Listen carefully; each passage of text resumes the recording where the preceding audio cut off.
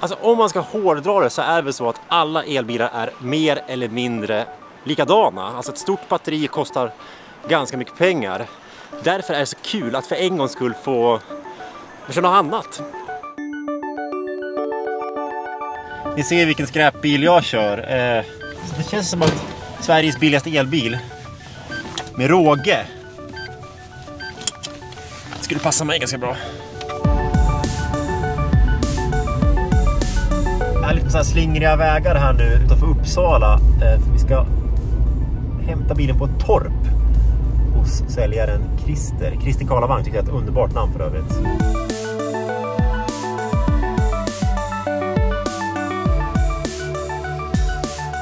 Varför heter du Karlavang? Ja, det var på min gamla förra arbetsplats så fanns det 5 Christer Karlsson. En av dem var jag, så att då satt en kväll på verandan och tittade upp mot himlen och kom på att jag kanske vill heta Karlavang. Det ligger bra i mun. Det ligger bra i mun. Ja, jag tycker det, verkligen. Ja. Man öppnar den ju här då, som vanligt. Men då är det är ingen hus som man viker upp, utan det är inget konstigt med spärren. Men den är helt lös. Ja, jäklar. Okay. Det är inte mycket man behöver kolla. Det är liksom... Nu kommer regnet här, pang säger det bara. Ja. Är du gammal bilsäljare? Nej då, det är jag inte. Men jag har ju haft över 60 personbilar. Ja, jag har haft Fordar har jag haft en 20 stycken. Den har lite Ford-look ändå den här. Ja, men absolut. Ja, jag tog en bild på Ford Focus, eller Mondeo. Ja, exakt. Den har ungefär samma grill. Ja.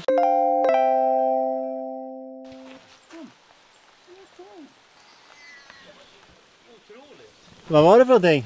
Det är katten. Min dotter bor ju också där uppe, vet du. Jaha. Så katten var borta i 5 dagar. Jaha. Och så kom hon ner hit till våra torp. Hon har aldrig varit här. Va? Helt galet. Varför då? Jag fattar inte varför. Men varför kommer hon hit då? Ja, men jag vet inte. Hon har bara irrat runt förmodligen, vet du, i 5 dagar. Det var din katt? Ja, det är det. Du snodde ingen katt här nu? Nej, men jag känner igen alltså. Ja, okay. Christer, ja? Tack för det här. Ja, vi hörs. Ja. Tack. Ta hand om whiskas. Nej, vad heter den? Ja, tequila. Konjak. Tequila. Bra. Whisky hemma, okej, bra. All right. Hej. Det här är väldigt långt ifrån ett showroom mitt i centrala Stockholm med skandinaviskt inredd design och en Polestar som står där och ser flash ut. Man kan ju också hämta en elbil eller köpa en elbil från ett torp. Och jäklar vad den är trött alltså. Herregud vad den är trött.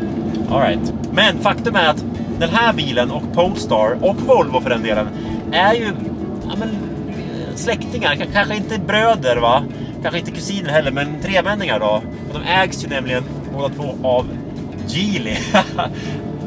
Gud, att det här är en bil känns helt sjukt. Jag kan säga att den är väldigt, väldigt svag är den. Jag har aldrig kört en svagare elbil i mitt liv.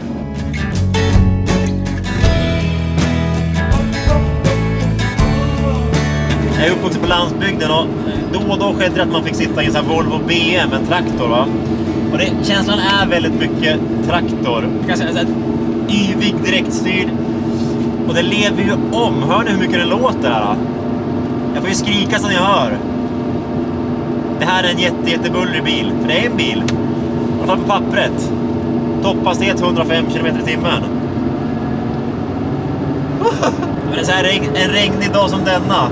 Så vet jag inte hur bekvämt det känns att ligga och köra 100 med den här då. Men nu kör 90 och bara det känns fort liksom.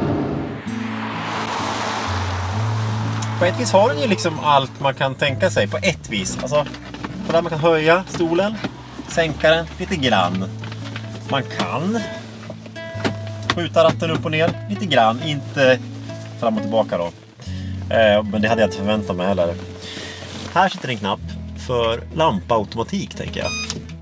Sen har den ju också pekskärm med grafik som jag aldrig har sett förut. Dels slår man på radion, då är det liksom en ganska snygg kille med sängkammarblick som tittar mot den så här. Men sen så står det då Qidoo ZD med en BMW i8 under. En ganska snygg bil, men den har man slängt in där för att det, ja, varför inte? Men på ett vis så är den ju faktiskt ganska bra. Den har ju liksom, man kan hitta Google Maps där. Jättebra om jag hade haft internet då. Jag ska gå och 20 mil säger man då på en laddning. Stackars Christer dock, nu när jag hämtar bilen, hans säkring i stugan hade gått, så nu hade jag inte fått i 100 utan dryga 60% bara. Och jag ska hem till Stockholm, det är väl ungefär 8-9 mil. Så att men för att vara på den säkra sidan så kör jag småvägar hem istället för motorvägen, för den drar ju mycket mer på motorväg. Man tänker så här, varför är det så viktigt att man snackar om räckvidden på den här elbilen? Jag menar, det är bara stanna och ladda längs vägen, även om räckvidden skulle vara kort. Ja, grejen är att så enkelt är inte i fallet Qidoo. Kolla här. De har ju en laddlucka, absolut. Det är sån typ 2-kontakt. Och det är den man använder när man laddar hemma. Däremot har den ingen CCS-kontakt. Alltså en sån här. Det här är en snabbladdningskontakt. Så ser den ut. Ni fattar, den passar ju inte alls. Så att det här är ju ingen bil man tar på långresa. För det går inte. Det är omöjligt. Man kan ju ladda den kanske i något här parkeringsgarage. Eller på något här, men du vet, hamburgerkedja någonstans, va. De kan ju ha sån här segladdare. Men när man lämnar hemmet med den här bilen, då ska man se till att man har räckvidd till dit man ska och hem. För att annars ställer man till det för sig, minst sagt.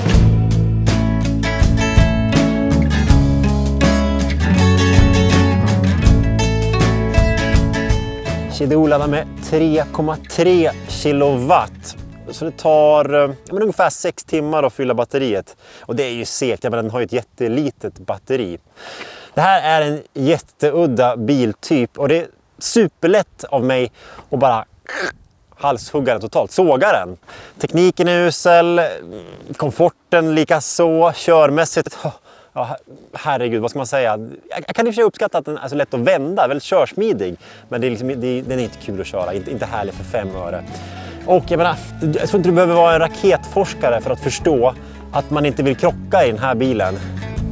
Eller hur? Men jag menar samtidigt, den utges ju liksom inte för att vara något den inte är. Det här är ju som en pendlarbil. Nästan någonting man köper istället för en cykel eller busskort kanske. Jag försöker tänka, har den någon konkurrent?